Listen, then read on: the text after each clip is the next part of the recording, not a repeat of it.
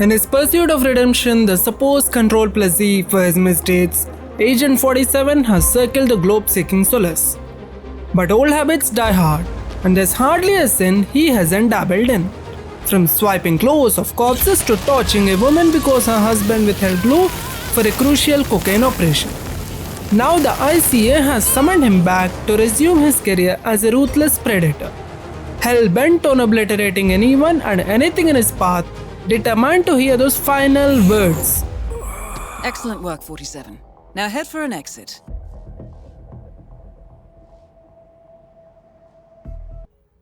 So I fly to Paris because apparently my presence is desperately needed at this red carpet over the top fashion event happening at some palace nearby. You know, the kind of place dripping with excess and pretense? Naturally, I get chauffeured there in a limo because how else would I make my grand entrance? I mean, anything less would be absolutely unacceptable for such a high profile occasion. I step out of my limo and flash my invitation card at the guards like it's a golden ticket to a world they can only dream of. The guards, momentarily stunned by my sheer audacity, exchange glances before stepping aside. I immediately spot a TV reporter. Naturally, my inner troll can't resist the opportunity, so I start messing with them. Picture this. I'm casually tripping over their cables, stepping into their shorts, and generally being a nuisance. A torrent of French expletives hurled my way. Feeling oddly introspective, I ponder my life's choices by a picturesque fountain. As the water cascades gently, I begin to wonder, is this really what my life has come to? Annoying journalist for sport? Maybe I should have taken up gardening or become a pastry chef. Imagine me frosting cupcakes instead of roasting bad guys. Would I still wear this suit? Probably. But then I snap out of it. I'm here to assassinate Viktor Novikov and Dalia Margolis, not to get into a spat with the media folks or have an existential crisis. With a newfound sense of purpose, I stare at the reporters awkwardly until the guy, in a desperate attempt to break the ice, offers me a mint. Yes, a mint. As if that's going to diffuse the tension. Enters Mr. Prototype, who's bragging about his fancy car and refusing to let the valet touch it. I pity the security guards who have to deal with his nuisance. This guy is all about his one-of-a-kind, self-driving, Bluetooth-enabled prototype. So I hand him a rubber ducky, rig it to explode, and boom, his car goes up in flames. Mr. Prototype, however, survives the blast and comes running at me, looking like he's about to deliver a TED talk on car safety. One swift whack to the face with my briefcase and he's out cold. With my disguise in tatters, I took a desperate leap over a fence like Mario to find a palace tower nearby. Channeling my inner Mario, I hurled fireballs at a gas canister, knocking him down and quickly swapped places. Because sometimes you got to play the hero to stay in the game. I stroll past the panic guards who have now experienced 2 explosions in under 2 minutes. I almost feel bad for them. They should really lock this place down. I mean, if I were them, I would have hit the panic button ages ago. You would think after the first explosion, they would be on high alert. But nope, here I am, cool as a cucumber, walking through the chaos like it's just another Tuesday. Downstairs, I grab a fire axe and rush to erase the CCTV footage because let's face it, I don't need my charming face showing up on YouTube compilations. Trying to stealthily take out a guard, he makes a noise and alerts his buddies. Quick as a flash, I throw the axe at one and pacify the other with my trusty briefcase. I'm starting to think the briefcase deserves its own Medal of Honor. I wait by the door, eagerly awaiting the nearby guard's entrance into the security room so I can give him an affectionate hug from behind and relieve him of his clothes.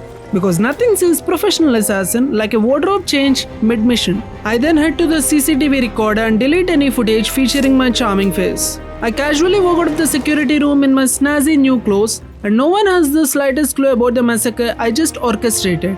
Next, I stroll into the pantry, hunting for one of Diana's thoughtful gifts, a charming little tripwire mine, to spice up this mission.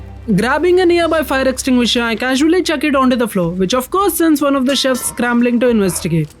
I discharge the fire extinguisher with my silenced pistol, creating an explosion that sent him sprawling to the ground. Another bystander catches sight of my antics and decides to play the hero, which prompted me to drop a chandelier on him, living up to the phrase "snitches get stitches." While heading upstairs, I think to myself, why not grab a propane tank from the kitchen? You gotta love adding a little explosive flair to the day's agenda. In the kitchen, I slit a lady's throat to give her that work to death vibe and then grabbed my propane. Feeling sorry for the guy left alone without his partner, I decided to impart some audience wisdom by giving him a stab in the eye. And with that, I ensured the kitchen was closed indefinitely. No more gourmet experiments for them. Feeling a bit mischievous, I decided to pull the fire alarm, just to add a little excitement and trigger another round of chaos.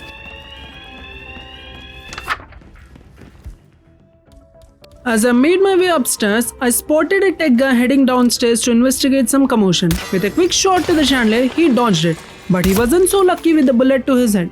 Definitely caught his ride to the great beyond. And just for good measure, I grabbed the fireworks remote for future fun.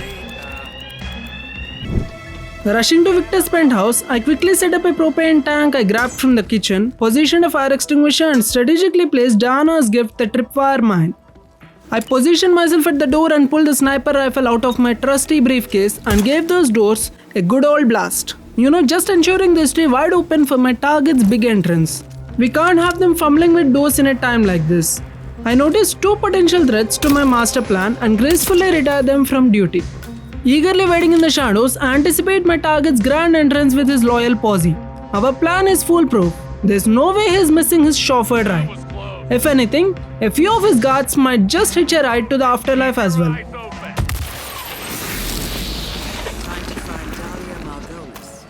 One target down, the fireworks, the screams, it's all very cinematic. I should win an Oscar for this performance. Hunting down Dahlia, I leap into the garden and spot a lone guard wandering around like he's searching for spiritual guidance. So I kindly send him on a guided journey to meet his maker with a few well-placed bullets to the head. I set off the fireworks early with the remote I acquired upstairs, then readied my sniper rifle once again.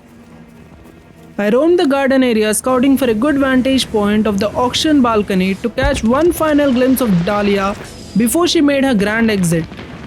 As Dahlia steps out into the balcony to admire the spectacle, I shoot the gas chimney with impeccable timing and voila! She takes a final blow. Mission accomplished. She must have thought those fireworks were just for her. How utterly charming. I make my way to the helicopter and for a parting gift, I shoot a guard in the knee before flying off to my next location. It's my way of saying thanks for the memories, Paris. Thanks for watching, folks. Remember, it's not just about the kill. It's about the flair, the drama and the dark humor that makes it all worthwhile. See you in the next mission.